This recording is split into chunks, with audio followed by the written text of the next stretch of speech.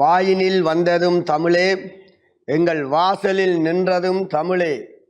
நோய் கொண்டு போகிலும் தமிழே, நாங்கள் நீராகி எரிகின்ற போதிலும் தமிழே என்று என் தாய் தமிழை வாழ்த்தி, என்னை ஈன்ற பெற்றோர்களையும் எனக்கு கல்வி கற்பித்த குருமார்களையும் என் மனத்திலே இருத்தி அவைக்கு வருகிறேன்.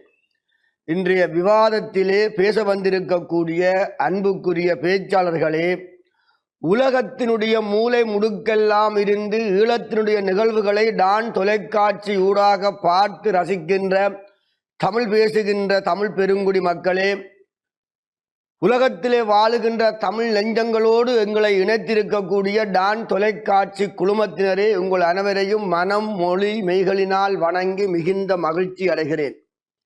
இன்றைய தினம் ஒரு பட்டுமன்றத்தின் ஊடாக உங்களை சந்திப்பதில் மிகுந்த மகிழ்ச்சி அடைகிறோம். இன்றைய காலத்திற்கேற்ற வகையிலே ஒரு அருமையான இந்த காலத்துக்கு பேச வேண்டிய ஒரு தலையங்கத்திலே இந்த விவாதம் இப்பொழுது இடம்பெற காத்திருக்கின்றது. பணிக்கு செல்லும் பெண்களின் இல்லத்தில் மகிழ்ச்சி கூடுகிறதா அல்லது குறைகிறதா என்பது இன்றைய விவாதத்தினுடைய பேசுபொருள். பெண்களுக்காக பல கவிஞர்கள் குரல் கொடுத்தாலும் எட்டயபுரத்திலே பிறந்திருக்கக்கூடிய முண்டாசு கவிஞன் பாரதிக்கு இணையாக பெண் விடுதலையையோ பெண் விடுதலை கும்மியையோ எந்த ஒரு கவிஞனும் பாடவில்லை என்பது தமிழ்சார் அறிஞர்கள் எடுத்திருக்கக்கூடிய ஒரு முடிவு. கல்கத்தாவிலே நிவேதிகா அம்மையாரை கண்டவுடன் தான் பாரதிக்கு பெண் விடுதலை சம்பந்தமான சிந்தனைகள் வேரூன்ற தொடங்குகின்றன. அதற்கு பின்னாலே பாரதி பெண்களை பற்றி பாடிய பாடல்கள் அத்தனையும் காலத்தால் அழியாத சிறப்புக்குரியவை. மாட்டை அடக்கி வதைக்கு தொழுவத்தில் கட்ட வந்த அந்த மாண்பை ஒழித்து வீட்டுக்குள்ளே பெண்ணை பூட்டி வைப்போம் என்ற விந்த மனிதர் தலைகவிழ்ந்தார். அடுப்பூதும் பெண்களுக்கு படிப்பதற்கென்று பேசிய நாவுகள் அடங்கின.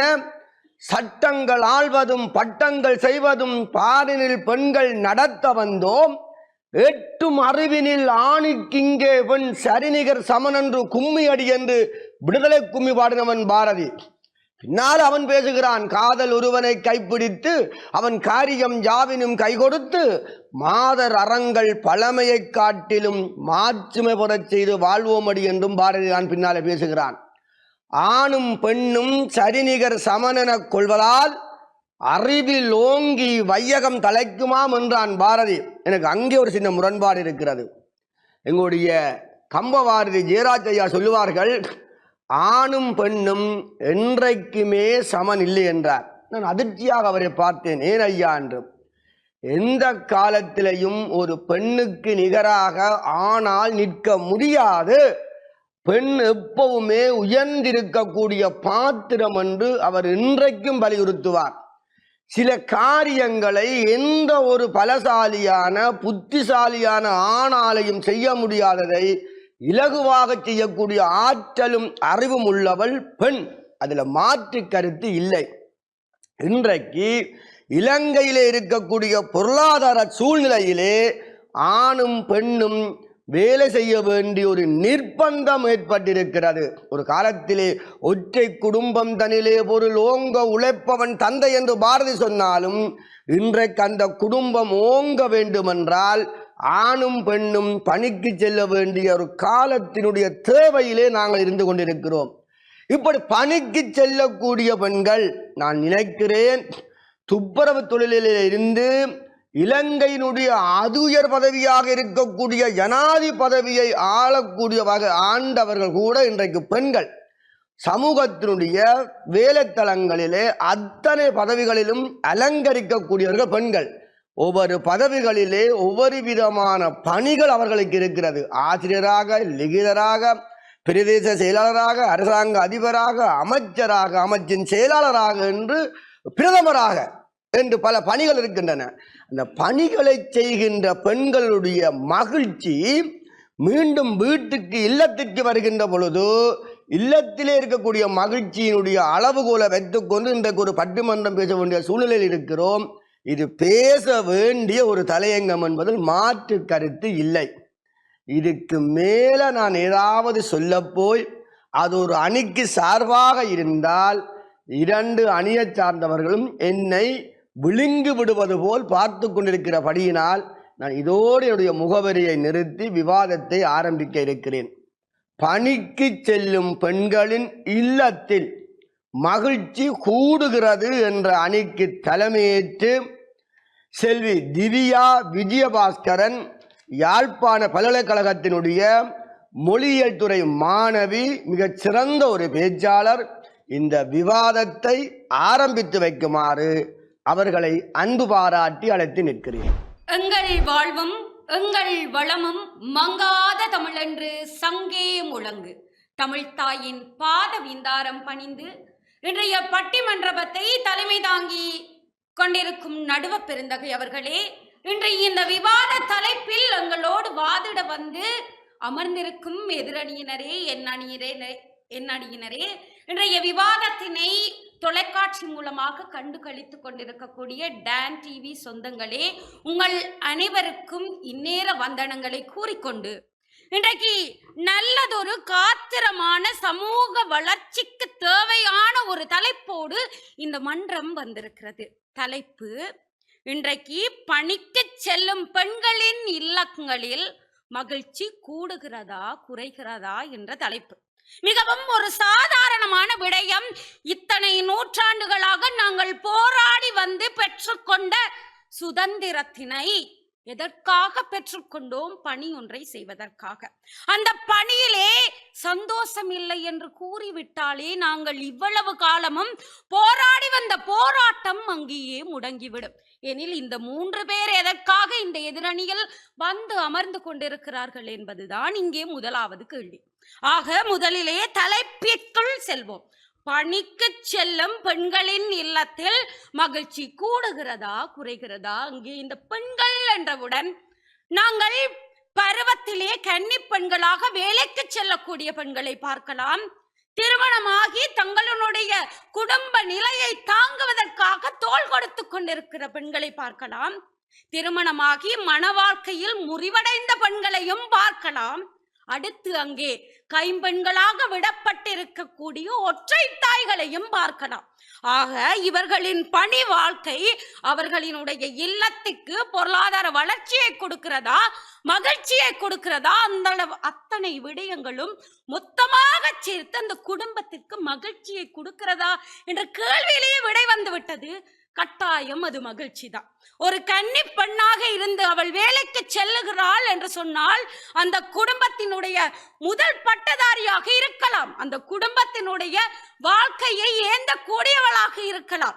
ஆக அவளுடைய குடும்பத்தை முதலில் முன்னிலைப்படுத்துகிறாள். தொடர்ந்து தன்னுடைய திருமண செலவுகளுக்கோ அல்லது மேற்படிப்புகளுக்கோ தன்னை முதலில் ஒரு நிலையில் நிலைப்படுத்துவதற்கு இந்த பணி உதவுகிறது. ஆக இந்த பணிகளுக்கு செல்லும் பெண்களின் இல்லத்தில் மகிழ்ச்சி கூடுகிறது தானே நடுவர் அவர்களே. அடுத்து பார்ப்போம் இந்த ஒற்றை தாய்மார். இந்த 2009 யுத்தத்திற்கு பிறகு கணவனை இழந்து தங்களுடைய வாழ்க்கையை தொடர்ந்து கொண்டிருக்கக்கூடிய அத்தனை ஒற்றை தாய்களையும் கேட்டு பாருங்கள். அவர்களுடைய கணவனை இழந்த தனிமையை போக்குவதற்கும் தங்களினுடைய குழந்தைகளினுடைய பொருளாதார பாதுகாப்பை உறுதி செய்து கொள்வதற்கும் இந்த பணிகள், அவர்கள் செய்யக்கூடிய வேலைகள் எவ்வளவு மகிழ்ச்சியை தந்தது என்றதை அவர்களை கேட்டால் தெரியும். மன உளைச்சலோடு வருகின்ற பெண்கள் இல்லத்துக்கு வந்தவுடன் மகிழ்ச்சி அதிகரிக்கும் என்று சொல்லுகிறீர்கள். கட்டாயமாக. என்னுடைய தாயும் ஒரு ஒற்றை தாய். சமையல் கரண்டியை ஏந்தி என்னுடைய தாயும் கஞ்சி நிலையை வேலை செய்து கொண்டுதான் வருவார். அங்கே எச்சி கிளாஸ் கழுவுவார், எச்சி கோப்பை எடுப்பார். எத்தனையோ சோகம் இருந்தாலும் என்னையையும் என் தங்கையையும் என் வீட்டிலே காணும் போது என்னுடைய தாய்க்கு அங்கே செயற்கை மகிழ்ச்சி இல்லை. கட்டாயமாக தன் கணவனின் முகத்தை எங்களின் முகத்திலே காணும் என் தாய்க்கு கட்டாயம் அது ஒரு மகிழ்ச்சி தான் என்பதை இந்த இடத்திலே நான் கட்டாயமாக நிச்சயமாக பதிவு செய்து கொள்கின்றேன். தொடர்ந்து பாருங்கள். கல்வி இல்லாத பெண்கள் கலர் நிலம், அந்நிலத்தில் புல் விளைதலையாம், நல்ல புதல்வர்கள் விளைதல் இல்லை. இந்த பணி என்றவுடன் நாங்களே வெறுமனே ஒரு வேலை, ஊதியத்தை பெறக்கூடிய வேலை என்பதை மட்டும் கொள்ளக்கூடாது. சமூக பணி. மதர் தெரேசா என்று சொல்லக்கூடிய அன்னை தெரேசா அவர் சமூக பணிக்காக வந்தார். அவருடைய பணியிலே அவர் சிறந்து விளங்கியதால் அவருடைய இல்லம் மட்டுமல்ல, இந்த உலகமும் அன்பிற்கு அடையாளமாய் அவரை பேசிக் கொண்டிருக்கிறது. ஆக ஒரு பணிக்கு பெண்கள் செல்கிறார்கள் என்று சொன்னால் அது அவர்களினுடைய குடும்பத்திற்கு, சமூகத்திற்கு பரம்பரைக்கு அது பெரிய மகிழ்ச்சி. கடைசியாக இந்த மன்றிலே ஒரு வினாவை மட்டும் விட்டுவிட்டு செல்லலாம் என நினைக்கின்றேன். இங்கே இப்பொழுது இந்த வெளிநாட்டிற்கு திருமணம் செய்து போகக்கூடிய பெண்களின் வீதம் அதிகரிக்கக்கூடியதாக இருக்கிறது. ஆரம்பத்திலே அங்கிருந்து வரக்கூடியவர்கள் திருமணம் செய்து கூட்டிக் கொண்டு போய் அடுக்குமாடி குடியிருப்புகளிலே அவர்களை அமர்த்தி விடுவார்கள். அவர்களிடம் கேளுங்கள், 1 மாத காலம் கணவன் தன்னுடன் இருப்பான், அது முடிந்தவுடன் பணிக்கு சென்று விடுவான். அப்பொழுது அங்கே இருக்கின்ற தனிமையின் துயர் அவர்களுக்கு சொல்லும். ஒரு பணிக்கு செல்லும் பெண்ணின் மகிழ்ச்சி எவ்வாறு இருக்கும், அது தனது குடும்பத்தில் எப்படியான ஒரு சுய மரியாதையை தரக்கூடியதாக, தன் உணர்வுகளை வெளிப்படுத்தக்கூடியதாக இருக்கும் என்பதை கேளுங்கள் என்பதை கூறிக்கொண்டு, நிச்சயமாக மார்பு கச்சைகளுக்காகவும் இந்த மகளிர் தினம் உருவாக்கப்பட்டதே பஞ்ச ஆலைகளில் எங்களினுடைய வேலை பணிகளுக்கான நேரத்தை சரியாக ஒதுக்குங்கள் என்பதைத்தான். மார்பு கட்சிகளுக்காகவும் எங்கள் உணர்வுகளுக்காகவும் உரிமைகளுக்காகவும் போராடி பெற்றுக்கொண்ட எங்களினுடைய சுதந்திரத்தை பணிகளுக்காக செல்லும் போது குறைகளையும் கஷ்டங்களும் தான் வருகிறது என்று ஒரு மாயையை உருவாக்கி அந்த சுதந்திரத்தை கெடுத்து விடாதீர்கள் என மீளவும் சபைக்கு வலியுறுத்தி, பணிக்கு சென்று கொண்டு உங்களினுடைய வீட்டையும் உங்கள் பிள்ளைகளையும் நன்றாக பார்த்து கொண்டிருக்கின்ற ஒற்றை தாய்கள் என்போன்ற சக பெண்கள் அனைவருக்கும் உங்கள் பணிகளுக்கு சிரம் தாழ்த்தி அமர்கிறேன். நன்றி, வணக்கம். செல்வி திவ்யா அவர்கள் ஒரு பட்டிமண்டபத்தினுடைய ஒரு தொடக்க பேச்சாளர். அந்த பட்டிமண்டபத்தை எப்படி தொடங்க வேண்டுமோ அந்த அமைப்பிலே மிக தெளிவாக நுட்பமாக ஆரம்பித்திருக்கிறார். அவருக்கு எமது மனமார்ந்த நன்றிகளையும் பாராட்டுக்களையும் தெரிவிப்பதில் நான் மகிழ்ச்சி அடைகிறேன். பல விவாத மேடைகளிலே 2வது அல்லது 3வது சுற்றுத்தான் சூடு பிடிக்கும் என்று சொல்லுவார்கள். இந்த விவாதத்தை பொறுத்தவரையில் முதல் பேச்சாளரை இந்த பட்டிமண்டபத்தை சூடேற்றி இருக்கிறார் என்பதுதான் நிதர்சனமான உண்மை. கருவுற்றால் ஒரு குழந்தைக்கு தாயாகி இருப்பால், கருணையுற்றதனால் உலகத்திற்கே தாயாக இருக்கக்கூடிய அன்னை தெரேசாவுடைய உதாரணங்களை சுட்டிக்காட்டி இயல்பான வாழ்க்கைகளை படம் போட்டு காட்டி இப்பொழுது அமர்ந்திருக்கிறார். இவற்றுக்கெல்லாம் பதில் சொல்ல வேண்டியவர் நடுவர் அல்ல, எதிர்த்தரப்பிலே பேச வருகின்ற பேச்சாளர். பணிக்கு செல்லும் பெண்களின் இல்லத்தில் மகிழ்ச்சி குறைகிறது என்ற அணிக்கு தலைமையேற்று வர இருப்பவர் செல்வி ஜனனி நாகலிங்கம் அவர்கள். தனியார் நிறுவனம் ஒன்றிலே கடமை புரிகின்ற ஜனனி அவர்கள் மிகச் சிறந்த ஒரு பேச்சாளர், மிகச் சிறந்த ஒரு தனி பேச்சை பேசக்கூடிய ஆற்றல் உள்ள பெண். தமது அணி சார்ந்த வாதத்தை முன்வைக்க வருமாறு அவர்களை அன்பு பாராட்டி அழைத்து நிற்கிறேன். இன்றைய பட்டிமன்றத்தினுடைய நடுவர் அவர்களே, என் தரப்புவாத நண்பர்களே, என் எதிர்த்தரப்புவாத சகோதரிகளே, டான் தொலைக்காட்சியின் அன்பு நேயர்களே, உங்கள் அனைவருக்கும் என் அன்பு வணக்கம். நல்லதொரு காத்திரமான காலத்திற்கு சால பொருத்தமான ஒரு தலைப்போடு இன்றைய பட்டிமன்றத்தில் நாங்கள் குழுமி இருக்கின்றோம். அதாவது, பணிக்கு செல்லும் பெண்களின் இல்லத்தில் மகிழ்வு குறைகின்றதா கூடுகின்றதா? அந்த வகையில் பணிக்கு செல்லும் பெண்களின் இல்லத்தில் மகிழ்வு குறைகின்றது எனும் தலைப்பில் வாதிட வந்துள்ளேன். அணியின் தலைமை பேச்சாளர் என்ற வகையில் தலைப்பினை கொஞ்சம் சீர்தூக்கி பார்க்க வேண்டிய கடப்பாடு எனக்கு இருக்கின்றது. இன்றைக்கு எங்களுடைய நாட்டை பொறுத்த வரையில் எங்களுடைய பொருளாதார சூழலுக்கு அமைவாக பெண்கள் அனைவரும் வேலைக்கு செல்ல வேண்டிய ஒரு நிர்பந்தத்தில் நாங்கள் இருக்கின்றோம். அந்த வகையில் திருமணமான பெண்களாக இருந்தாலும் சரி, திருமணமாகாத பெண்களாக இருந்தாலும் சரி, அவர்களுடைய படிப்பு முடித்ததற்கு பின்னர் வேலைக்கு செல்ல வேண்டிய ஒரு கடப்பாடு இருக்கின்றது. அந்த வகையிலே இந்த பணி என்பது ஒரு சாதாரணமாக உயர்கல்வி கற்றுப்பெறுகின்ற பணியாக மட்டுமல்லாமல் சாதாரணமாக கூலித்தொழில் செய்கின்ற ஒரு பணியர்கள் கூட இன்றைக்கு பெண்கள் அமர்த்தப்படுகின்றார். இவ்வாறு இருக்கின்ற இந்த பெண்களின் மத்தியில் இந்த பெண்கள் எவ்வாறு அந்த பணிச்சூழலை மகிழ்ச்சிகரமாக கடக்கின்றார்கள் அல்லது துன்பகரமாக கடக்கின்றார்கள் என்பது பற்றியே எங்களுடைய விவாதமாக இன்றைக்கு இருக்கின்றது. நடுவரவர்களே, இன்றைக்கு ஒரு வாழ்வினுடைய அடிப்படை அழகாக குடும்பம் இருக்கின்றது. அந்த குடும்பத்தினுடைய பொருளாதாரம் தான் ஒவ்வொருடைய வாழ்க்கையை தீர்மானிக்கின்றது. அத்தகைய ஒரு சூழலில் ஒரு இல்லறம் நல்லறம் நடத்துவதற்கு, ஒரு இல்லறத்தினை நல்லறமாக நடத்துவதற்கு ஒரு பொருளாதாரம் அந்த குடும்பத்திற்கு தேவையாக இருக்கின்றது. யதார்த்தமான உண்மையை நாங்கள் சொல்வோமானால், ஒரு பெண் பணிக்கு செல்வதற்கான முக்கிய காரணம் அவளுடைய பொருளாதாரத்தை, அவளுடைய பணத்தினை உயர்த்துவதற்காக. அதுதான் மிக முக்கியமான காரணமாக இருக்கின்றது.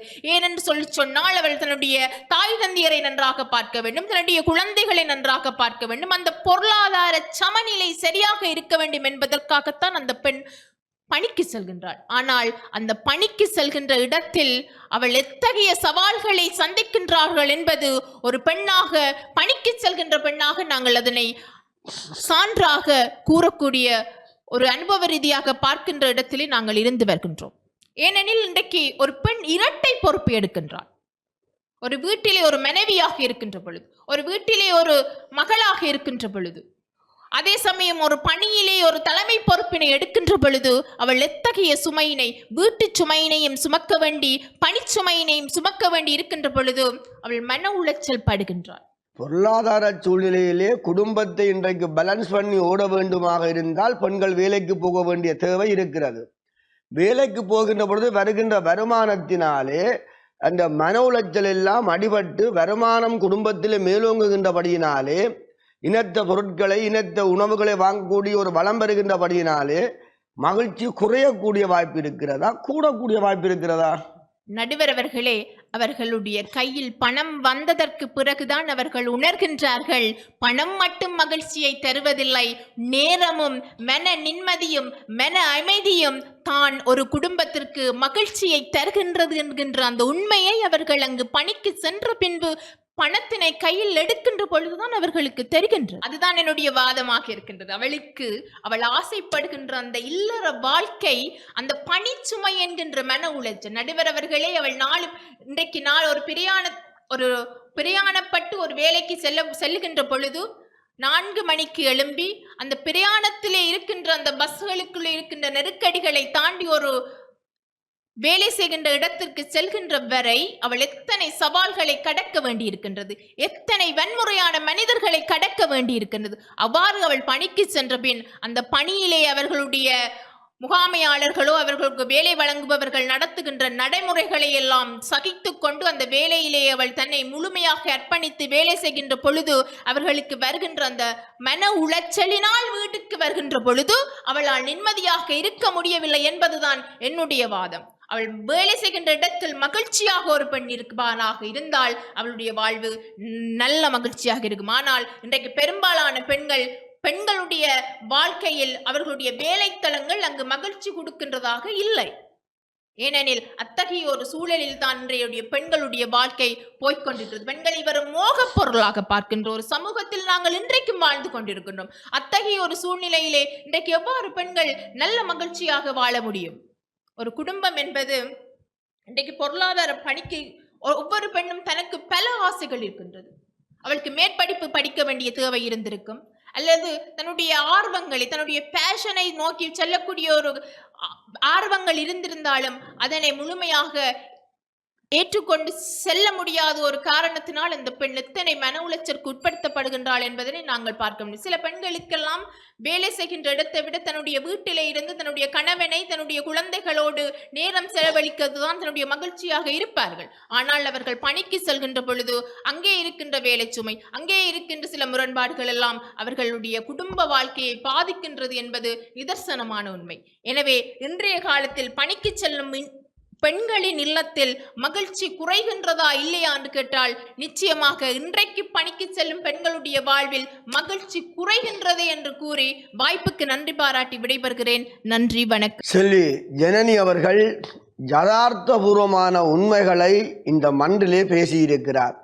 ஒரு பணிக்கு செல்லுகின்ற பெண்ணாக இருந்து கொண்டோ அவர்கள் அனுபவிக்கின்ற துன்ப துயரங்களை இந்த மேடையிலே வெளிச்சம் போட்டு இப்பொழுது காட்டியிருக்கிறார். நான் கேட்கப்பட்ட கேள்விகளுக்கெல்லாம் மிக தெளிவான பதிலை சொல்லியிருந்தார். என்னதான் பணம் எங்கள் கைக்கு வந்தாலும் அலுவலகங்களில் வருகின்ற மன உளைச்சலும் இன்னும் கொஞ்சம் மேலே போய் சொல்லியிருக்கிறோம், அதை சொல்லவில்லை. அதனாலே நானும் அதை சொல்லவில்லை. பல வகையான அழுத்தங்களுக்கு உட்பட்டுத்தான் பல பெண்கள் இன்றைக்கு கடமை புரிகின்றார்கள். அப்படி அழுத்தத்தோடு வருகின்ற பெண்களை இல்லத்திலே இயல்பாக கணவனோடு பிள்ளைகளோடு அம்மாவோடு எப்படி மகிழ்ச்சியாக இருக்க முடியும், இயற்கையாக இருக்கக்கூடிய மகிழ்ச்சி கூட அங்கே குறைகிறது தான் என்கின்ற ஒரு உண்மையான வாதத்தை இப்பொழுது வைத்திருக்கிறார். இப்பொழுது விவாதத்தினுடைய 2வது சுற்று ஆரம்பமாக இருக்கின்றது. இந்த 2வது சுற்றிலே பணிக்கு செல்லும் பெண்கள் இல்லத்தில் மகிழ்ச்சி கூடுகிறது என்ற அணியினுடைய 2வது சுற்று பேச்சாளர் மிக நல்ல பேச்சாளர். ஆனால் தனக்கே உரிய பாணியிலே தான் அவருடைய பேச்சு அமையும். அப்படியோட பேச்சு எல்லோரையும் கவரக்கூடிய பேச்சு. செல்வி மாதவி உமாசுத சர்மா அவர்கள் யாழ்ப்பாண பல்கலைக்கழகத்தினுடைய ஆய்வுகூட உதவியாளர் இல்லத்தில் மகிழ்ச்சி கூடுகிறது என்று பேச வருமாறு அவரை அன்பு பாராட்டி அழைத்து நிற்கிறேன்.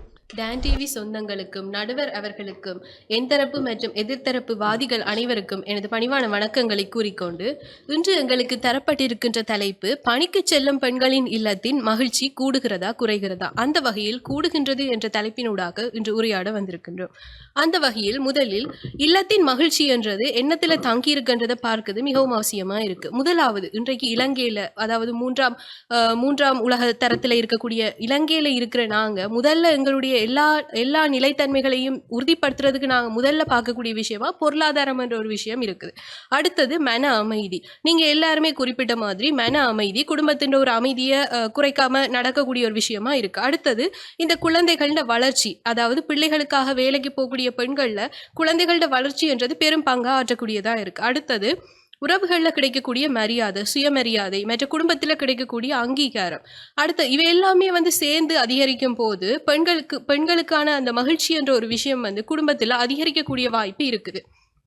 அடுத்தது, இன்றைய காலத்தில் இந்த பொருளாதார நிலைமை எடுத்து நோக்கும் போது நடுவர் அவர்கள் குறிப்பிட்ட மாதிரி ஆணும் பெண்ணும் சரிசமனா வேலைக்கு போனாதான் இந்த குடும்பம் என்ற இந்த வாழ்க்கை சக்கரத்தை ஓட்டக்கூடிய மாதிரி இருக்கு. இது இன்றைக்கு மட்டும் இல்லை, எங்களுடைய இந்த மூதாதையர் பரம்பரையை பார்த்து கொண்டா கூட நாங்கள் வயல்கள்லையும் தோட்டங்கள்லையும் வீடுகள்லையும் மாவிடிச்சு இல்லாட்டி களையெடுத்து வளர்ந்த ஒரு குடும்ப பாரம்பரியத்தை கொண்டிருக்கக்கூடியவர்களாக இருக்கிறோம். ஆக பெண்களோட உழைப்பு என்ற ஒரு விஷயம் குடும்பத்தில் ஊதியம் வழங்கப்பட்டோ இல்லாட்டி ஊதியம் வழங்கப்படாமலோ இடம்பெற்று நாங்க அவதானிக்கக்கூடிய மாதிரி இருக்கும். இன்றைக்கும் நாங்க அரிசிமா வாங்க போறோம்னு சொல்லி வீடுகளில் சொல்லும் போது, கடையில நாங்க அரிசிமா வாங்குறோம்னு சொன்னா எங்களுடைய பாட்டிமார்கள் கண்டிப்பாக பேசுவினர், நாங்க எல்லாம் உரல்ல இடிச்சு அரிசிமாவை எடுத்தோம், நீங்க என்ன கடையில வாங்குறீங்கன்னு சொல்லி தங்களுடைய இந்த உழைப்பை அதுக்கு ஊதியம் பெறாமலே குடும்பத்துக்காக அர்ப்பணிச்சவர்கள் மிக பலர் இருக்கின்றார்கள். அப்படி இருக்கும் போது இன்றைக்கு பெண்கள் வேலைக்கு போகினோம் என்ற ஒரு விஷயம் குடும்பத்துல மகிழ்ச்சியை குறைக்கிறது என்ற விஷயத்தை என்னால ஏற்றுக்கொள்ள முடியாம இருக்கு. ஏனென்றா முந்தி ஊதியம் வழங்காமலே அந்த பெண்களுடைய உழைப்பு குடும்பத்துக்காக அர்ப்பணிக்கப்பட்டு இருக்கு. அங்க மகிழ்ச்சி கூடித்தான் இருக்கு. பொருளாதார சுமையை தங்களுடைய உழைப்பின் மூலமாக பெண்கள் குறைச்சுத்தான் இருக்கணும். அதே இன்றைக்கு பெண்கள் தங்களுடைய வீடுகளில் மட்டும் இல்லாம அலுவலகத்திலேயோ இல்லாட்டி தங்களுடைய நிறுவனங்களையோ சொந்தமாகவோ தனியார் நிறுவனமாகவோ இல்லாட்டி அரசாங்கத்துக்கு கீழேயோ தாங்கள் வேலை செய்து தங்களுடைய ஊதியத்தின் மூலமாக இந்த குடும்பத்தின் பொருளாதார நிலைமையை அதிகரிச்சு கொண்டு இருக்கணும். ஆக நீங்க எல்லாருமே சொன்ன மாதிரி இந்த வேலை தளங்கள்லயா இருக்கலாம் இல்லாட்டி அலுவலகங்கள்லயா இருக்கலாம், எல்லாருக்கும் பிரச்சனை இருக்கு. நான் கேட்கின்றேன், நடுவர் அவர்கள் குறிப்பிட்ட மாதிரி ஆணுக்கு பிரச்சனை இல்லையா? ஆணுக்கும் அலுவலகத்துல 1008 பிரச்சனை இருக்கு. அதே ஆண் வீட்டுக்கு வரும்போது அதே பிரஷரோட வாரேன்.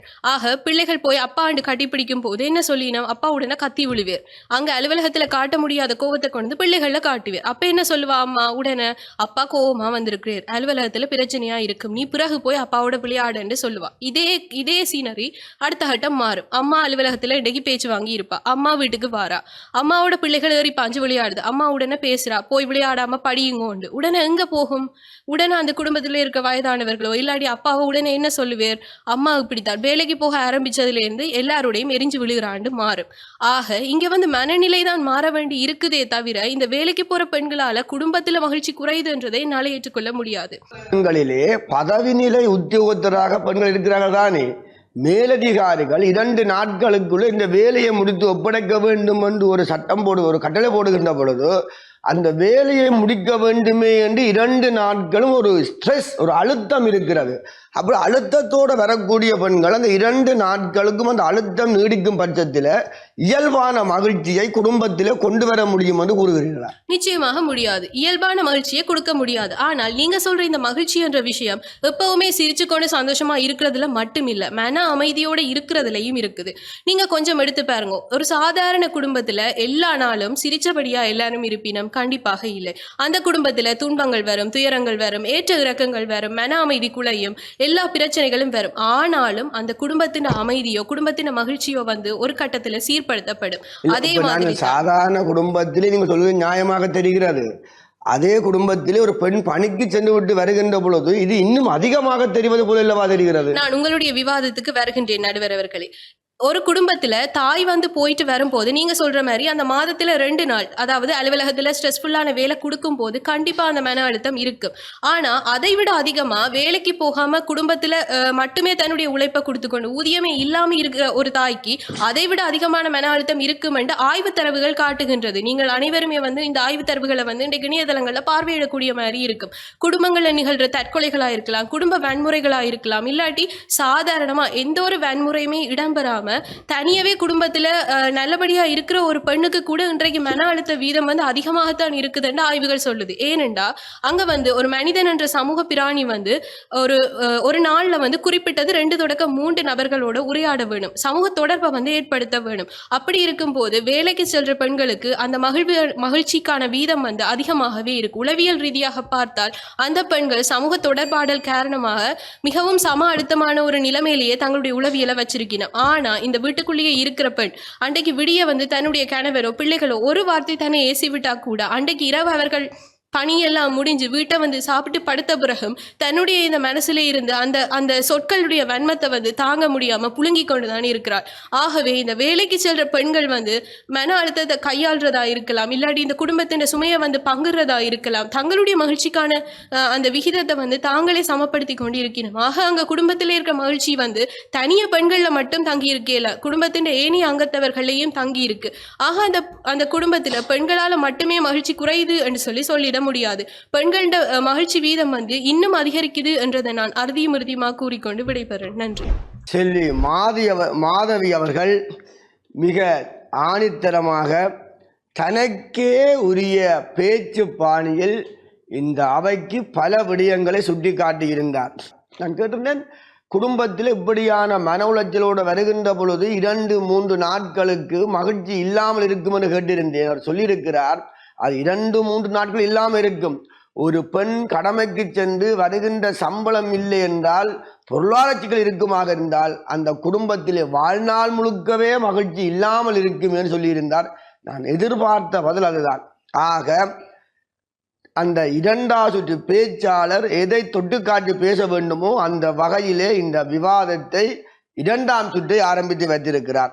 இதற்கு இப்பொழுது பதில் சொல்ல போகின்றவர், இல்லை, பணிக்கு செல்லும் பெண்களின் இல்லத்தில் மகிழ்ச்சி குறைகிறது என்ற அணியினுடைய 2வது பேச்சாளர் செல்வி கேசிகா சாம்பசிவம் அவர்கள், வட மாகாணத்தினுடைய சுற்றுச்சூழல் பாதுகாப்பு அதிகாரியாக கடமையாற்றி கொண்டிருக்கக்கூடிய செல்வி கேசிகா அவர்களை தமது கருத்துக்களை முன்வைக்க வருமாறு அன்பு பாராட்டி அழைத்து நிற்கிறேன். மங்கையராய் பிறப்பதற்கே நல்ல மாதவம் செய்திட வேண்டுமம்மா என்ற கூற்றுக்கிணங்க பெரும் பேரான பெண்ணியத்தை பெண்மையை தாங்கி தரித்து இந்த மானிட பிறவியை எடுத்து வந்திருக்கின்றோம் என்ற பெருமையுடன் என் தமிழுக்கும் அரங்கில் வீற்றிருப்போர்க்கும் டான் தொலைக்காட்சியூடாக இந்த பட்டி மண்டபத்தை பார்த்து மகிழ்ந்து கொண்டிருக்கும் அத்தனை தமிழ் பேசும் நெஞ்சங்களுக்கும் பணிவன்பான வணக்கங்கள்.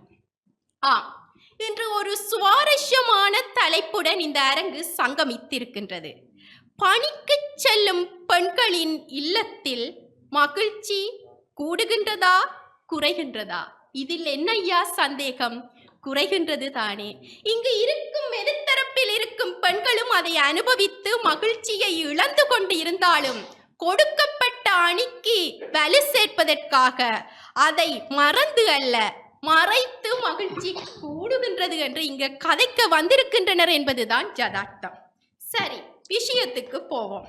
நிமிந்த நன்னடை, நேர்கொண்ட பார்வை, நிலத்தில் யாட்கும் அஞ்சாத நரிகளும் திமிந்த ஞான செருக்கும் இருப்பதால் செம்மை மாதர் திரும்புவதில்லையாம் என்ற பாரதியாரின் வைர வரிகளுடன் இணைந்து இன்றைய பெண்கள் சாதித்துக் கொண்டிருக்கின்றார்கள். பட்டங்கள் ஆள்வதும் சட்டங்கள் செய்வதும் பாரினில் பெண்கள் நடத்த வந்தோம். பட்டங்களை பெறுவதற்கும் சட்டங்களை செயல்படுத்துவதற்கும் நாங்கள் துணிச்சலாக இருக்கின்றோம் என்று சாதனை படைக்கின்றார்கள். மிக்க மகிழ்ச்சி. இங்கு எங்கு பிரச்சனை உருவாகின்றது தெரியுமா? பாரதியாரின் விருப்பத்துக்கிணங்க பெண் சமுதாயம் மாறிவிட்டது. ஆனால் அவர்களை சுற்றியுள்ள ஆட்கள் மாறவில்லை என்பதுதான் இங்கு பிரச்சனையாக இருக்கின்றது. பெண் வேலைக்கு செல்கின்றாள். அங்கு சென்று வரும் பொழுது அந்த ஆண் அந்த பெண்ணை மதிக்கக்கூடிய விதத்தில் மாறி இருக்கின்றார்களா? ஆணோ பெண்ணை சுற்றியுள்ளவர் என்பதுதான் அந்த இல்லத்தில் மகிழ்ச்சி குறைகின்றது என்பதற்கு காரணமாக இருக்கின்றது. வேலைக்கு செல்லும் பெண்களுக்கு வீட்டு பொறுப்புகள் சரிசமனாக பிரித்து கொடுக்கப்படுகின்றதா என்றால் இல்லை. நான் பேச்சிற்காக சொல்லவில்லை. சமீப காலத்தில் பன்னாட்டு தொழிலாளர் அமைப்பினால் மேற்கொள்ளப்பட்ட ஒரு ஆய்வின்படி ஆண்களை விட வேலைக்கு செல்லும் பெண்கள் 4.1 மடங்கு அதிகமான வீட்டு வேலைகளை செய்து கொண்டிருக்கின்றார்கள் என்று கூறும் பொழுது அது அவர்களுக்கு எவ்வளவு சுமையாக இருந்து உடல் ரீதியாகவும் உள ரீதியாகவும் அவர்களை பாதித்து இல்லத்தில் மகிழ்ச்சியை குறைக்கும் என்பதனை நீங்கள் விரும்பியோ விரும்பாமலோ ஏற்றுக்கொள்ளத்தான் வேண்டும். இதற்கு நாம் பல சம்பவங்களை எனது அலுவலகத்தில் வேலை செய்யும் குடும்ப பொறுப்புகளில் இணைந்த அக்காமார்கள் கூறியும் பார்த்திருக்கின்றேன். அயல் சமுதாயத்திலும் பக்கத்து வீட்டு அக்காக்கள் படும் பாட்டையும் பார்த்திருக்கின்றேன். சொல்கின்றேன், கேளுங்கள். அதிகாலையில் எழுந்து காலை வேலைகளை முடித்துவிட்டு காலை உணவையும் மதிய உணவையும் சமைத்து கணவருக்கும் கொடுத்து தாங்களும் கொண்டு சென்று அந்த காலை அதிரடியான போக்குவரத்து நெருக்கடியையும் மீறி மோட்டார் சைக்கிளில் பறந்து சென்று அங்கே அலுவலகத்தில் சென்றாள். தலைமை அதிகாரி, ஏன் 10 நிமிடம் பிந்தி வந்திருக்கின்றாய்? அதற்கு சிரித்து சாமர்த்தியமாக பதில் சொல்லிவிட்டு அலுவலக கதிரைக்குள் சென்று உட்கார்ந்து அந்த பொறுப்புகளை செவனே செய்துவிட்டு பின்னேரம் களைத்து விழுந்து வீட்டுக்குள் வந்தாள். கணவன் சிம்மாசனத்தில் அனந்த சயனத்தில் உட்கார்ந்து இருந்து கொண்டு, ஏ மாலினி, அங்கே சலவை இயந்திரம் நின்று விட்டது, அதில் போட்ட உடுப்புகளை எடுத்து காய விடு என்று ஒரு ஒலி. அந்த மாலினி அந்த சமையலறையில் இருந்து ஓடி வந்து அந்த உடுப்புகளை காய விட்டு மீண்டும் தனது பணிகளை தொடர்கின்றார். கணவனோ கிரிக்கெட் ஏனைய நிகழ்வுகள் என்று தொலைக்காட்சியுடன் இணைந்திருக்கின்றார். இவ்வாறெல்லாம் இருக்கும் பொழுது ஒரு இல்லத்தில் இருக்கும் பணிப்பெண்களின் மகிழ்ச்சி கூடுகின்றது என்று சொல்வது எந்த வகையில் நியாயம் ஐயா? அடுத்து நான் இந்த கதையை கூறியே ஆக வேண்டும் நடுவர் அவர்களே. சுவாரஸ்யமான கதை, கேளுங்கள். என்ன என்றால், என்னுடைய பெரியம்மாண்ட அண்ணா சொன்னார், ஞாயிற்றுக்கிழமை ஒருக்கா வீட்டை வா, சந்தோஷமா இருப்போம், கனநாள் கண்டு கதை செண்டு. சரி, நானும் அண்ணாட்ட வீட்டை போனேன். வீட்டை போனா அண்ணி வாங்கோ இருங்கோண்டெல்லாம் சொல்லி போட்டு அண்ணி சொன்னா, இன்றுதான் நான் வீட்டை இருக்கிறேன், அலுவலகத்துக்கு போகாமல் நானும் நீங்களும் சேர்ந்து சமைச்சு தங்கச்சிக்கும் கொடுப்போம்ண்ட. அதுக்கு அண்ணா சொன்னார், ஓம், நான் கட்டாயமாக உனக்கு பகிர்ந்து வேலைகளை செய்ய வாரேன், நீ சென்று நன்றாக சமை, நான் அதை சாப்பிட்டு விட்டு எவ்வாறு சுவையாக இருக்கின்றதா இல்லையா என்று விமர்சனம் செய்கின்றேன். இதுதானே அம்மா டீம் ஒர்க் என்றார். இவ்வாறு இன்றைய சமுதாயத்தின் போக்கு, ஆண்களின் சிந்தனையற்ற தன்மை இருக்கும் போது பணிக்கு செல்லும் பெண்கள் மகிழ்ச்சியாக இருக்கின்றார்கள் என்று நீங்கள் கூறுவது எந்த வகையில் நியாயம்? இது யதார்த்தமாக சமகாலத்தில் நடந்து கொண்டிருக்கும் பிரச்சனை தான். பாரதியார் கூறிவிட்டார், பெண்கள் சாதிக்க வேண்டும் என்று. பெண்கள் சாதிக்கின்றனர். ஆனால் ஆணாதிக்கமும் பழமைவாதமும் இன்றைய சமுதாயத்தில் நடந்து கொண்டு இருப்பதுதான் பெண்களின் பணிக்கு செல்லும் பெண்களின் இல்லத்தில் மகிழ்ச்சி குறைவதற்கு முக்கிய காரணம். ஆங்காங்கே துளிர்கள் விடப்படுகின்றன.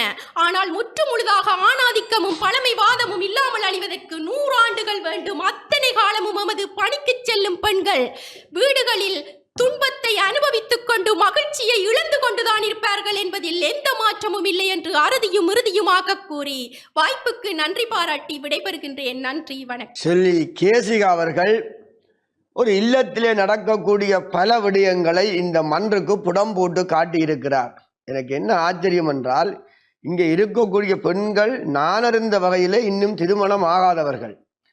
திருமணமான பெண்கள் கடமைக்கு சென்று வீட்டிலே வந்து அனுபவிக்கின்ற இன்பத்தையும் துன்பத்தையும் வெகு துல்லியமாக பேசக்கூடிய ஆற்றல் உள்ள பெண்களாகத்தான் இவர்களை நான் பார்க்க வேண்டி இருக்கிறது. எனக்கு தெரிய அவர் ஒருவருக்கும் திருமணமாகவில்லை போல்தான் தெரிகிறது. அவர் சொல்வது போல்தான், நம்மட மனைவியும் ஒரு ஆசிரியை. நாங்கள் வீட்டிலே 5 மணியிலிருந்து அவர் பாடசாலைக்கு செல்கின்ற 7 மணி வரை படுகின்ற பாடு மிகப்பெரிய பாடுதான். அவர் சென்றவுடன் வருகின்ற மகிழ்ச்சிக்கு ஒரு அளவு கணக்கு இல்லை. ஏனென்றால் போய்விட்டார் என்கின்ற மகிழ்ச்சி அல்ல, அவரை திருப்தியாக பாடசாலைக்கு அனுப்பிவிட்டோம் என்கின்ற மகிழ்ச்சி அங்கே மேலோங்கி இருக்கும். இது ஒவ்வொரு வீட்டிலேயும் இடம்பெறுகின்ற ஒவ்வொரு விதமான வகையான வேலைகள். அரசாங்க அலுவலகமாக இருந்தால் 8:30க்கு போக வேண்டும், ஆசிரியர்கள் 7 மணிக்கு போக வேண்டும். அப்படி இருக்கிறது. அலுவலகங்களுடைய பல்வேறு பணிகள் இருக்கின்றன. இப்ப நடுவர் தீர்ப்புக்கு வர வேண்டும் என்றால், இனி இந்த 3வது சுற்றில வருகின்ற இந்த மிசைல்ஸ் இருக்குதானே, இன்றைக்கு ஈரான் அமெரிக்காவுக்கு அடிக்க ஆயத்தமாக இருக்கிறது இல்லை, பலஸ்டிக் மிசைல்ஸ், அதுகள் ஏவினால்தான் நாங்கள் அந்த தரத்தை கண்டுகொள்ள முடியும். அமெரிக்கான விமானம் தாங்கி கப்பல் அடிக்கக்கூடிய பலம் வாய்ந்த ஏவுகணை இருக்கிறதா இல்லையான்னு அடித்தால் தான் தெரியும். நடுவருக்கு தீர்ப்புக்கு உதவி செய்யக்கூடிய பேச்சு எதுவென்றால் இந்த வெடிகுண்டு சுற்று, 3வது சுற்று. இந்த 3வது சுற்று இப்பொழுது ஆரம்பமாகின்றது. பணிக்கு செல்லும் பெண்களின் இல்லத்தில் மகிழ்ச்சி கூடுகிறது என்ற அணியினுடைய நிறைவு பேச்சாளர் செல்வி அக்ஷயா சஜிராஜ் அவர்கள், யாழ்ப்பாண பல்கலைக்கழகத்தினுடைய விஞ்ஞான பீட மாணவி, மிகச் சிறந்த ஒரு பேச்சாளர். அவரை தமது கருத்துக்களை முன்வைக்க வருமாறு இருகரம் கூப்பி அழைத்து நிற்கிறேன். மூச்சளித்த தாய்க்கும் வாழ்வளித்த தமிழுக்கும் இன்றைய பட்டிமன்றத்திற்கு நடுநிலைமை வைக்கும் நடுவர் அவர்களுக்கும், என் சக எதிர்த்தரப்பு அணியினருக்கும் மற்றும் உலகெங்கும் வாழ்கின்ற டான் தொலைக்காட்சி நேயர்களாகிய உங்களுக்கும் எனது இன்னர வணக்கங்களை தெரிவித்துக் கொள்கின்றேன். நல்லதொரு தலைப்பில் தான் இன்று எமது அவை கூடியிருக்கின்றது. பணிக்கு செல்லும் பெண்களின் இல்லத்தில் மகிழ்ச்சி கூடுகின்றதா குறைகின்றதா? எனக்கு மிகவும் ஆச்சரியமாக இருக்கின்றது என்னவென்றால், ஆரம்பத்தில் ஆண்கள் வேலைக்கு செல்ல வேண்டும், பெண்கள் வீட்டு வேலை பார்க்க வேண்டும் என்று அவர்களது பணிகள் 2ஆக பிரிக்கப்பட்டிருந்தது. அதாவது ஆண் பொருளாதாரத்தை பார்க்க வேண்டும், பெண் வீட்டை தலை காக்க வேண்டும் என்று இருந்த பொழுதும் கூட, இல்லை இல்லை அதிலெல்லாம் எங்களுக்கு உடன்பாடில்லை, சுயமரியாதை வேண்டும், எங்களுக்கு பணம் வேண்டும், உங்களிடம் கையேந்துவதா என்றெல்லாம் கேட்டு நான் பணிக்கு செல்ல போகின்றேன் என்று அடம்பிடித்து சென்றவர்கள் இன்று பணியிலும் தங்களுக்கு துன்பம் தான் வருகிறது என்று கூறினால், உங்களுக்கு எதில்தானப்பா இன்பம் இருக்கிறது, மகிழ்வு இருக்கின்றது என்று கூறுகின்றீர்கள் என்று எனக்கு தெரியவில்லை நடுவர் அவர்களே. அவர்கள் நிர்பந்தத்தில் தள்கிறார்கள், பெண்கள் கட்டாயம் வேலைக்கு செல்ல வேண்டும் என்ற நிர்பந்தத்தில் தள்கிறார்கள் என்று கூறிக்கொண்டே இருக்கின்றார்கள். எந்த ஒரு நிர்பந்தமும் அல்ல. உண்மையாகவே இந்த மகள் தினம் கூட எமது தலைவர் அவர்கள் கூறியது போல வேலை செய்யும் பெண்கள் செய்த போராட்டத்தினால் வந்த ஒரு தினமாக இருக்கின்றது. அப்படி என்றால் அதை நீங்கள் போராடி பெற்றிருக்கின்றீர்கள், நீங்கள் வேண்டும் வேண்டும் என்று கேட்டு பெற்றிருக்கின்ற வரம் அது. அதில் உங்களுக்கு மகிழ்வு இல்லை, அதனால் குடும்பத்தில் மகிழ்வு இல்லை என்றால் நீங்கள் ஏன் வேலைக்கு செல்ல வேண்டும்? பேசாமல் முதல் இருந்தது போல் ஆணை வேலைக்கு அனுப்பிவிட்டு நீங்கள் வீட்டில் இருக்கலாம் என்பதுதான் எனது முதல் கேள்வியாக இருக்கின்றது. இல்வாழ்வான் என்பான் இயல்புடைய மூவருக்கும் நல்லாற்றி நின்ற துணை. அதாவது எந்த ஒரு பிரச்சனை வந்தாலும் துணையாக நிற்பவன் தான் சிறந்த துணை என்று வள்ளுவர் பெருந்தகை கூறியிருக்கின்றார். நீங்கள் கூறுவது போல எமது இலங்கை திருநாட்டில் இருக்கின்ற பொருளாதார சூழ்நிலைக்கு கட்டாயம் பெண் தன் குடும்பத்திற்கு ஒரு துணையாக இருக்க வேண்டும். கணவன் மனைவியாக இருந்தாலும் சரி, மகள் பெற்றோர்களாக இருந்தாலும் சரி, சகோதர சகோதரிகளாக இருந்தாலும் சரி, நீங்கள் எல்லாவற்றையும் ஆடவர்களின் தலைகளில் போட்டுவிட்டு குறை கூறிக்கொண்டு மட்டும் பெண்கள் இருந்துவிட முடியாது. அந்த பிரச்சனைகளில் அவர்களும் சரிக்கு சமனாக நின்று அவர்களுக்கு உதவ வேண்டும் என்பதுதான் எனது கருத்தாக இருக்கின்றது. மேலும் எமது எதிர்த்தரப்பு அணியினர் கூறியிருந்தார்கள், பெற்றோருக்கு மருந்து வாங்க வேண்டும், சகோதரனது படிப்பிற்காக கொடுக்க வேண்டும் என்ற நிர்பந்தத்தின் காரணமாக செல்கின்றான், அதனால் மகிழ்ச்சி கிடைக்கவில்லை, துன்பம் கிடைக்கின்றது என்று. எனக்கு ஒரு சந்தேகம், உங்கள் பெற்றோர்களின் ஆயுள் காலம் நீடிக்கின்றது என்றால் அது உங்களுக்கு மகிழ்ச்சியை தரத்தானே வேண்டும். உங்கள் பெற்றோருக்கான மருந்துகளை வாங்க நீங்க வேலைக்கு செல்கிறீர்கள், மருந்துகளை வாங்கி கொடுத்து அவர்களின் ஆயுள் காலத்தை நீடித்து பெற்றோருடன் நீண்ட காலம் வாழக்கூடிய இருக்கக்கூடிய ஒரு மகிழ்ச்சியான காலம் உங்களுக்கு கிடைக்கின்றது என்றால் அது நீங்கள் பணிக்கு செல்லும் ஒரு பெண்ணாக இருப்பதனால் தானே உங்களுக்கு கிடைக்கின்றது என்று நான் உங்களை பார்த்து கேட்க விரும்புகின்றேன். அவர்கள் என்ன சொல்கிறார்கள் என்றால் இது ஒரு மகிழ்ச்சியான ஒரு உண்மையான வாதம். அலுவலகங்களில் ஏற்படுகின்ற விரும்பத்தகாத சில செயற்பாடுகள் ஆங்காங்கே இடம்பெற்றுக் கொண்டுதான் இருக்கிறது யாழ்ப்பாணத்திலே. அப்படியான விரும்பத்தகாத செயலினால் ஒரு அருவருப்பு தன்மையோடு வருகின்ற ஒரு பெண் குடும்பத்திலே கணவனோடு அல்லது பிள்ளைகளோடு இயல்பாக மகிழ்ச்சியாக இருக்க முடியாமல் திணறுவதாக அவர்கள் குற்றம் சாட்டுகிறார்களே, அதற்கு என்ன சொல்ல இருக்கிறீர்கள்? நடுவர் அவர்களே, நான் கல்வி பயில்கின்றேன் தான், இருந்தாலும் எனது கல்வி நிலையத்திலும் கூட எனக்கு பல வகையான ப்ரெஷர்ஸ் வருது.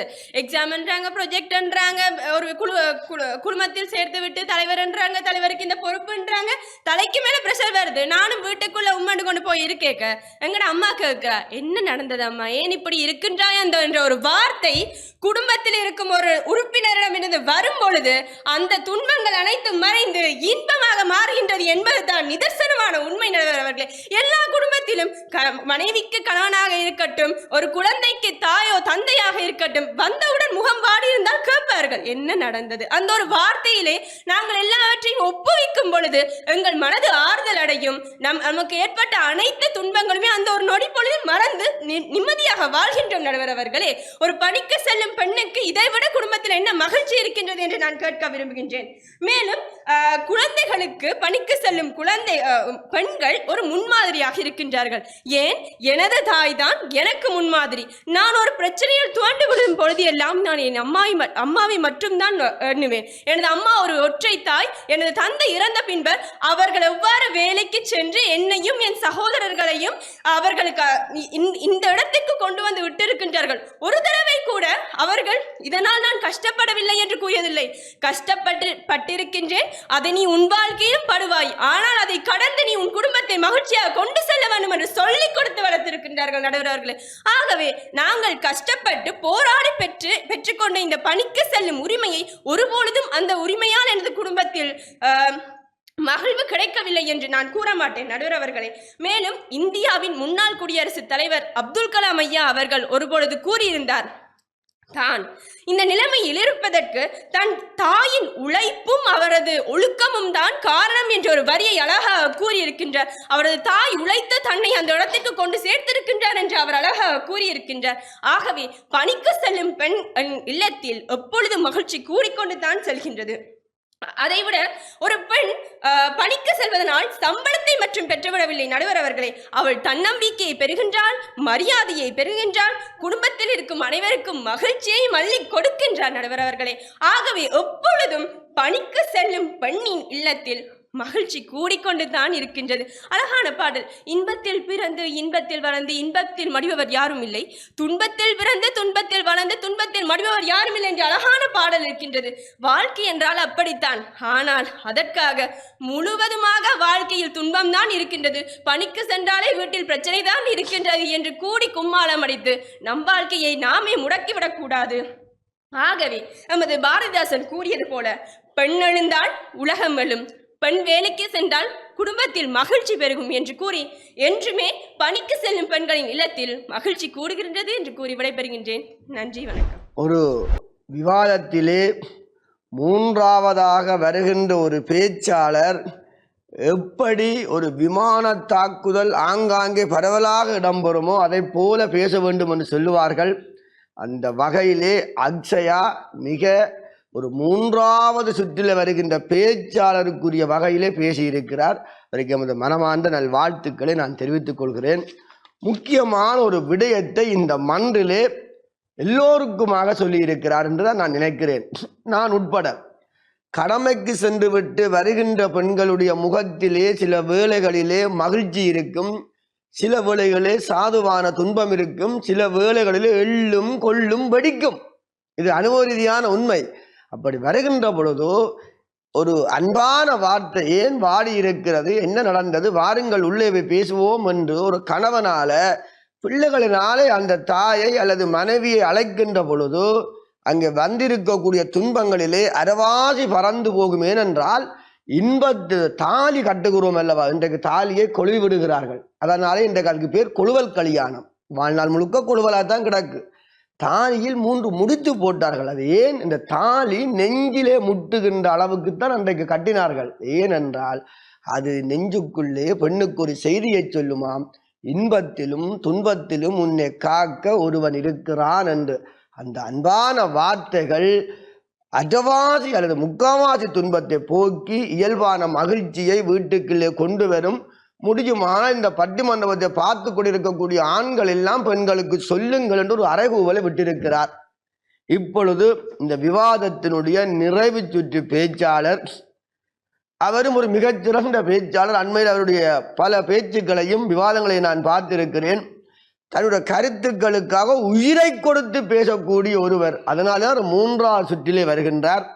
அபிவிருத்தி உத்தியோகத்தராக கடமையாற்றி கொண்டிருக்கக்கூடிய அன்புக்கும் மதிப்புக்கும் உரிய கணேசலிங்கம் ஜீவானந்தன் அவர்கள் பணிக்கு செல்லும் பெண்களின் இல்லத்திலே மகிழ்ச்சி குறைகிறது என்ற அணியினுடைய நிறைவு பேச்சாளராகவும் இந்த விவாதத்தினுடைய நிறைவு பேச்சாளராகவும் கலந்து கொள்கிறார். அவரை பேச வருமாறு அன்பு பாராட்டி அழைத்து நிற்கிறேன். சாவிலும் தமிழ் படித்து சாக வேண்டும், என் சாம்பல் தமிழ் மணந்து வேக வேண்டும் என என்னுடைய எண்ணெய் தமிழை மனதிலே தியானித்து எனக்கு அறிவிப்பசி ஊட்டிய ஆசான்களையும் பெற்றோர்களையும் மனதிலே இருத்தி இந்த பட்டிமன்றத்திற்கு நடுவராக வீற்றிருக்கின்ற நடுவர் பெருந்தகைவர்களே, அரங்கத்திலே வீற்றிருக்கின்ற அறிஞர் பெருமக்களே, எல்லாவற்றுக்கும் மேலாக உலகெங்கிலும் பரந்து வாழுகின்ற தொலைக்காட்சியினுடைய அன்பு நேயர் சொந்தங்களே, உங்கள் அத்தனை பேருக்கும் மெத்தனமான செவிசாய்ப்புகளை தெரிவித்துக் கொண்டு இன்றைய இந்த 24 நூற்றாண்டினுடைய காலத்துக்கு ஏற்ற தலைப்பினை நாங்கள் தெரிவு செய்திருக்கின்றோம். பணிக்கு செல்லும் பெண்களின் குடும்பங்களில் மகிழ்ச்சி கூடுகின்றதாம் குறைகின்றதா என்கின்ற தலைப்பு இந்த இடத்திலே பேசப்பட்டு கொண்டிருக்கின்றது. அந்த அடிப்படையில் பணிக்கு செல்லும் குடும்பங்களில் பெண்கள் பணிக்கு செல்லும் குடும்பங்களில் மகிழ்ச்சி குறைகின்றது என்கின்ற அந்த அடிப்படையில் என்னுடைய வாத பிரதிவாதங்களை முன்வைக்கலாம் என்று வந்துள்ளேன். நடுவர் ஐயா அவர்களே, இந்த பட்டிமன்றம் பேசி நிறைவு பேச்சாளனாக இந்த இடத்திலே வந்திருக்கின்றேன். இந்த பட்டிமன்றத்தினுடைய ஏனைய பேச்சாளர்கள் எல்லாம் பேசிவிட்டு இந்த இடத்திலே அமர்ந்திருக்கின்றார்கள். இவர்கள் பேசுகின்ற பொழுதெல்லாம் ஒரே ஒரு விடயத்தை தான் அவர்கள் முன்வைத்திருந்தார்கள். பொருள், பணம், பொருளாதாரம், பணம், இந்த ரெண்டுமே அவர்களுடைய கண்களாக இருந்ததே தவிர குடும்பம் என்கின்ற அந்த கதம்பத்துக்கு, அந்த குடும்பம் என்கின்ற நல்லதொரு பல்கலைக்கழகத்திற்கு முதன்மை கொடுக்கவில்லை. ஆக அவர்களுடைய கண்களில் பட்டது எல்லாமே பொருள், பணம் என்கின்ற இரண்டுமே இவர்களுடைய கண்களுக்கு புலப்பட்டது. நான் அவதானித்த விடயங்களிலே ஒன்று. பணம் வேண்டும், பொருள் வேண்டும், அதற்காக குடும்பத்தை தொலைத்துவிட்டு நாங்கள் நகர்ந்து கொண்டிருக்கின்றோம். இலங்கையிலிருந்து, எங்களுடைய தாய் மண்ணிலிருந்து பணத்துக்காகவும் பொருளுக்காகவும் நிறைய பெண்கள் இந்த மண்ணை விட்டு புலம்பெயர் தேசத்துக்கு ஓடிக்கொண்டிருக்கின்றார்கள். குடும்பத்துக்காக ஓடுகின்றோம், குடும்பத்துக்காக ஓடுகின்றோம், குடும்பத்துக்காக ஓடுகின்றோம் என்று சொல்லி குடும்பத்தை விட்டே ஓடிக்கொண்டிருக்கின்றோம் என்பதை இவர்கள் மனதில் புரிந்து கொள்ள வேண்டும். நடுவரையா அவர்களே, இந்த குடும்பம் என்பது ஒரு நல்லதொரு பல்கலைக்கழகம். நடுவரை அவர்களே, இந்த பல்கலைக்கழகம் சீர்குலைந்தால் எங்களுடைய வாழ்க்கையும் பூச்சியமாகிவிடும். அந்த குடும்பத்தினுடைய மையப்புள்ளியாக, குடும்பத்துக்குடைய ஆணிவேராக, அடிநாதமாக விளங்குவது பெண்கள். இதைத்தான் இவர்கள் சொல்லுவார்கள். வேறு வேலைக்கு செல்லாமல் எங்களை வீட்டுக்குள்ளே வைத்திருக்கின்றார்கள், எங்களை அடிமைப்படுத்துகிறார்கள் என்று சொல்லு. ஆனால் இந்த பெண்கள் அந்த குடும்பத்தினுடைய ஆணிவேராக இருக்கின்றார்கள். பெண்கள் வேலைக்கு சென்றால் அந்த குடும்பம் சீர்குலைந்து விடும். நடுவரை அவர்களே, யதார்த்தமாக நாங்கள் பார்க்க வேண்டும். பணம் பணம் என்று ஓடுகின்றோம், வாழ்க்கையை தொலைத்து விட்டு ஓடிக்கொண்டிருக்கின்றோம். எத்தனை பெண்கள், எத்தனை குடும்பங்கள் பிள்ளைகள் இல்லாமல் தவித்துக் கொண்டிருக்கின்றார்கள். வேலைக்கு சென்றால் அந்த குடும்பம் கொஞ்சம் சீர்குலைந்து விடும் என்று சொல்லியிருக்கிறீர்கள். இன்றைக்கு இருக்கக்கூடிய சூழ்நிலையிலே அந்த பெண் வேலைக்கு செல்லவில்லை என்றால் குடும்பமே காணாமல் போய்விடும் போல அல்லவா தெரிகிறது. உண்மை உண்மை. ஆனால் அந்த வேலைக்கு சென்று அந்த குடும்பத்தில் மகிழ்ச்சி இருக்கின்றதா என்றால் இல்லை. பொருளாதாரம் தேவைதான், பொருளாதாரம் தேவைதான், இல்லை என்று நான் கூறவில்லை. ஆனால் நான் சொல்லுவது அளவுக்கு மீறினால் அமிர்தமுன் நஞ்சு என்று கூறுகின்றேன். தொலைபேசி பாவனை என்று சொல்லுகிறோம். இது சொன்னார்கள், இந்த வாஷிங் மிஷின், கிரைண்டர் கணக்கு எல்லாம் சொன்னார்கள். உண்மையிலேயே இரண்டாவது பேச்சாளர் சொன்னார், ஆரம்ப காலத்திலே நாத்து நட்டு விவசாயம் செய்து குடும்பத்தை பார்த்தார்கள், எங்களுடைய மூதாதையர்கள் நீண்ட காலம் வாழ்ந்தார்கள் என்று சொல்லி. நாங்கள் பொருளாதாரம் பணம் பொருளாதாரம் என்று ஓடி நோயைத்தான் வரவழைத்து இறுதியில் நோய்க்காக நாங்கள் எங்களுடைய வாழ்க்கையை செலவிட்டுக் கொண்டிருக்கின்றோம். இதான் யதார்த்தமான உண்மை. நடுவரை அவர்களை நீங்கள் ஒன்றை கவனிக்க வேண்டும். இன்றைய சமுதாயத்திலே பிள்ளை பாக்கியம் என்பது இல்லாமல் சென்று கொண்டிருக்கின்றது. அன்றைய தினம் ஒரு தெரிந்த அண்மையிலே சந்திக்க தெரிகிற ஒரு பெண்ணை நான் எங்களுடைய தெரிந்த ஒரு அக்காவை சந்தித்தேன். அந்த அண்ணா சொன்னார், அவ நீண்ட தூரம் பயணிப்பதனால பிள்ளை பாக்கியம் இல்லாமல் இருக்கின்றது என்று சொல்லி மிகவும் வேதனையாக இருந்தது. பொருளாதாரத்துக்காக ஓடி குடும்பத்தையே இழந்து நிற்கின்ற நிலையிலே நாங்களுடைய சமுதாயம் நகர்ந்து கொண்டிருக்கின்றது. நடுவரை அவர்களே, இது இரண்டாவது பேச்சாளர் சொன்னார், மன அமைதிக்காக நகர்ந்து கொண்டிருக்கின்றோம், பொருளாதாரம் தேவை என்றது. மன அமைதியே இல்லாமல் எங்களுடைய குடும்பம் இருக்கின்றது. நடுவரை அவர்களே, வேத காலத்திலே பெண்களை உயர்வாக கருதினார்கள். பெண்கள் சகதர்மினி. வேத காலத்தில் பெண்கள் சகதர்மினி, தர்மத்துக்கெல்லாம் தலையாய, குடும்பத்திலே இருக்கின்ற கிரியைகளுக்கெல்லாம், எல்லார கிரியைகளுக்கெல்லாம் முதன்மையானவளாக நாங்கள் குடும்பத்திலே பெண்ணை வைத்திருக்கின்றோம். நடுவர் ஐயா அவர்களே, பெண்களுக்கு உரிய கௌரவம் வழங்கப்பட்டு கொண்டிருக்கின்றவர்களே. இன்றைய உலகம் நீங்க சொன்ன மாதிரி பொருளில்லார்க்கு இவ்வுலகம் இல்லை, அருளில்லார்க்கு அவ்வுலகம் இல்லை. நாங்கள் பொருளும் இல்லாமல் அருளும் இல்லாமல் இந்த வாழ்க்கை நகர்ந்து கொண்டிருக்கின்றது. நடுவர் ஐயா அவர்களை நீங்கள் புரிந்து கொள்ள வேண்டும். எதற்கு உண்மையிலேயே இன்னொரு விடயம் நடுவரை அவர்களே, இந்த சமுதாயத்திலே ஆணுக்கும் பொருந்தும் பெண்ணுக்கும் பொருந்தும். எதற்கெடுத்தாலும் மற்றவர்களோடு ஒப்பீடு செய்வது, எதற்கெடுத்தாலும் மற்றவர்களோடு ஒப்பீடு செய்கின்ற வாழ்க்கை, இருந்ததை கொண்டு மகிழ்ச்சியாக வாழ வேண்டும். விரலளவுதான் வீக்கம். நடுவரை அவர்களே, இதை நான் புரிந்து கொள்ள வேண்டும். வறுமையிலே வாழ்ந்தவன் இவ்வளவு வசதியாக இருக்கின்றேன், அந்த பணத்தை இவ்வளவு தூரம் சேமிக்க முடியுமோ சேமித்து எதிர்கால வாழ்க்கைக்காக நாங்கள் ஒப்புவிக்க வேண்டும். நாங்கள் பணம் என்று பணத்தை தேடி ஓடுகின்றோமே தவிர குடும்பத்தை விட்டு நகர்ந்து கொண்டிருக்கின்றோம். பணம் இருக்க வேண்டும், தேவைக்கேற்ற செலவு பணத்தை செலவழித்து எங்கள் குடும்பத்தை நாங்கள் மகிழ்ச்சிகரமாக கொண்டு நடாத்தினால், ஆடம்பர வாழ்க்கையை விட்டு குடும்பத்துக்காக குடும்ப நிம்மதிக்காக எங்களுடைய வாழ்க்கையை நாங்கள் கொண்டு நடாத்தினால், பணிக்கு செல்லுகின்ற பெண்களின் குடும்பத்திலும் மகிழ்ச்சி பொங்கும் என்று கூறி வாய்ப்புக்கு நன்றி கூறி விடைபெறுகிறேன். நன்றி, வணக்கம். இந்த விவாதம் தற்போது நிறைவுக்கு வந்திருக்கிறது. பணிக்கு செல்லும் பெண்களின் இல்லத்திலே மகிழ்ச்சி குறைகிறது என்ற அணியினுடைய நிறைவு பேச்சாளர் தம்பி கணேசலிங்கம் ஜீவானந்தன் அவர்கள் பல விடயங்களை இந்த மன்றிலே சுட்டிக்காட்டியிருக்கிறார்.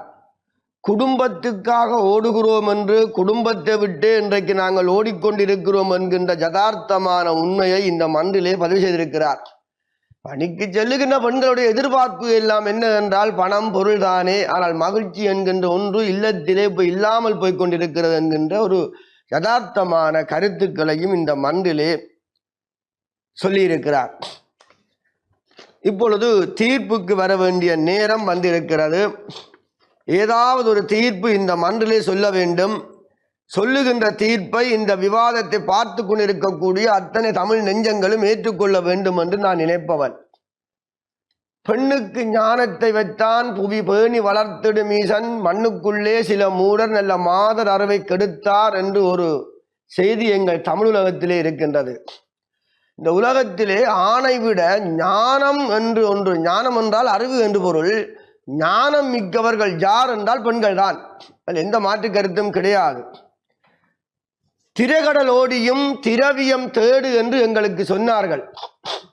ஒரு குடும்பத்திலே பணம் இல்லை என்றால் அந்த குடும்பத்தினுடைய நிலை எந்த அளவுக்கு மோசமாய் இருக்கும் என்பதை நான் சொல்ல தேவையில்லை.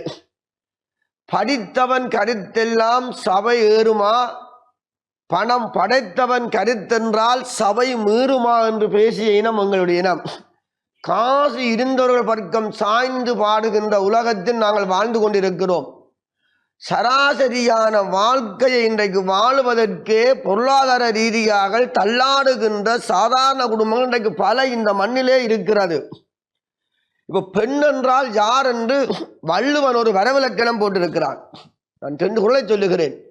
பெண்ணிற் பெருந்தக்க யாவுல கற்பென்னும் திண்மை உண்டாக பெறின். இது வள்ளுவன் சொல்லியிருக்கிறான். கற்பு என்பது மிக உயர்ந்த இடத்திலே பெண்களுக்கு வைத்து போற்றப்படுகிற ஒன்று, அது ஆண்களுக்கும் இருக்கிறது என்பது மாற்று கருத்து இல்லை. 2வது, தற்காத்து தற்கொண்டான் பேணி தகை சான்ற சொற்காத்து சோர்விலால் பெண். நான் வள்ளன் சொல்லுகிறான். கற்பு என்கின்ற ஒன்று எவ்வளவு முக்கியம் என்று ஒன்றை சொன்னேன். 2வதாக, தற்காத்து என்றால் ஒரு பெண் தன்னை காக்க வேண்டும் என்பது பொருள். தற்கொண்டான் பேணி என்றால் கணவனுடைய நலன்களை பார்க்க வேண்டிய ஒரு கடப்பாடு அன்றிலிருந்து இன்று வரையும் இருக்கிறது. தற்கொண்டான் பேணி தகை சான்று என்று வள்ளுவன் சொல்லுகின்ற பொருளுக்கு பரிமேலர் உரை செய்கின்றார். அந்த பெண்ணானவள் கணவனை மட்டுமல்ல, கணவன் சார்ந்த உறவினர்களின் கௌரவத்தையும் மதிப்பையும் காக்க வேண்டிய பொறுப்பு ஒரு பெண்ணுக்கு இருக்கு. இதுதான் தகை சான்று என்று பொருள் செய்கிறார். சொற்காத்து ஒரு பெண் சொல்லுகின்ற சொல்லிலே காக்கக்கூடிய சத்தியமான சொற்களை பேச வேண்டும், கடைப்பிடிக்க வேண்டும். அப்படிப்பட்டவள் பெண். இப்போ நான் ஏன் சொல்லுகிறேன் என்றால், தன்னையும் கணவனையும் குடும்பத்தையும் காக்க வேண்டும் என்றால் இன்றைக்கு ஒருகை தட்டி ஓசை வராது என்கின்ற யதார்த்தம் இன்றைக்கு இந்த மண்ணிலே இருக்கிறது. 2 பேரும் விரும்பியோ விரும்பாமலோ வேலைக்கு செல்ல வேண்டிய தேவை இருக்கின்றது. இங்காலே ஒரு சில அலுவலகங்களில் பெண்கள் கடமை புரிகின்ற சில இடங்களிலே அவர்களுடைய மானத்துக்கும் கற்புக்கும் சோதனை வருகிற சில சம்பவங்களும் அரங்கேறுவதாக மேல் அதிகாரிகளினால் வருகின்ற அதிகாரிகளினால் ஒரு நெருக்கு வாரங்கள் உட்பட்டு பாலியல் லஞ்சம் கேட்கக்கூடிய பரிதாபமான நிலைகள் ஆங்காங்கே இடம்பெறுவதை இந்த மண்ணிலே சொல்ல வேண்டிய தேவை எங்களுக்கு இருக்கிறது. பேச வேண்டும். அப்படியான மன உளைச்சலோடு வருகின்ற ஒரு பெண் இயல்பாக குடும்பத்திலே வீட்டிலே இருக்க முடியுமா என்றால் நிச்சயமாக இருக்க முடியாது. ஆனால் அப்படி உழைத்து வருகின்ற பணத்திலே பிள்ளைகளுக்காக, கணவனுக்காக, வீட்டுக்காக, நானும் வசதியான வீடு கட்டி வாழ வேண்டும், வாகனம் எடுத்து ஓட வேண்டும், கணவருக்கு ஒரு மோட்டார் சைக்கிள் எடுத்து கொடுக்க வேண்டும், என்னுடைய பிள்ளைக்கு ஒரு சைக்கிள் எடுத்து கொடுக்க வேண்டும், அந்த பிள்ளை சைக்கிள் ஓடுகின்ற அழகை பார்க்க வேண்டும் என்று வருகின்ற பொழுது அந்த துன்பங்கள் எல்லாம் போய் வேலைக்கு சென்று உழைத்து சொந்த காலிலே நான் வாங்கி கொடுத்தேன், கடன் இல்லாமல் இருக்கிறேன் என்ற ஒரு நிறைவு வருகின்ற பொழுது அந்த மகிழ்ச்சி மட்டற்ற மகிழ்ச்சியாக இருக்கின்ற படியினாலே துன்பமும் இன்பமும், ஆசார கோயிலை சொல்லுவார்கள், வையகத்தில் அவரை இன்பமும் துன்பமும் சுற்றுகின்ற ராட்டினம் போல வென்றார். அப்துல் மஜீது புலவர் பேசுகின்றார் ஆசார கோவையிலே. என்னை பொறுத்தவரையிலே ஒரு 49% மகிழ்ச்சி குறைகிறதாக இருந்தாலும் 51% மகிழ்ச்சி பல விடயங்களிலே தன்னுடைய கணவனுடைய தங்கச்சிக்கு சீதனத்துக்கு கூட சில பெண்கள் உதவி செய்கிறார்கள் என்று வருகின்ற பொழுது, அந்த குமர்பிள்ளை கரை தருகின்ற பொழுது வருகின்ற மகிழ்ச்சி உலக அளவில் உயர்ந்து நிற்கிறபடியினாலே 51% என்று பார்க்கின்ற பொழுது பணிக்கு செல்லும் பெண்ணுடைய இல்லத்திலே மகிழ்ச்சி கூடுகிறது தான் என்று என்னுடைய தீர்ப்பை கூறி வாய்ப்பளித்த அனைத்து உள்ளங்களுக்கும் நன்றி கூறி இவ்வளவு நேரமும் ஒளி அமைப்போடு எங்களோடு இணைந்திருந்த டான் குழுமத்தினருக்கும் நன்றி கூறி விடைபெறுகின்றோம். நன்றி, வணக்கம். வீழ்வது நாமாக இருப்பினும் வாழ்வது நம் தமிழாக இருக்கட்டும். நன்றி.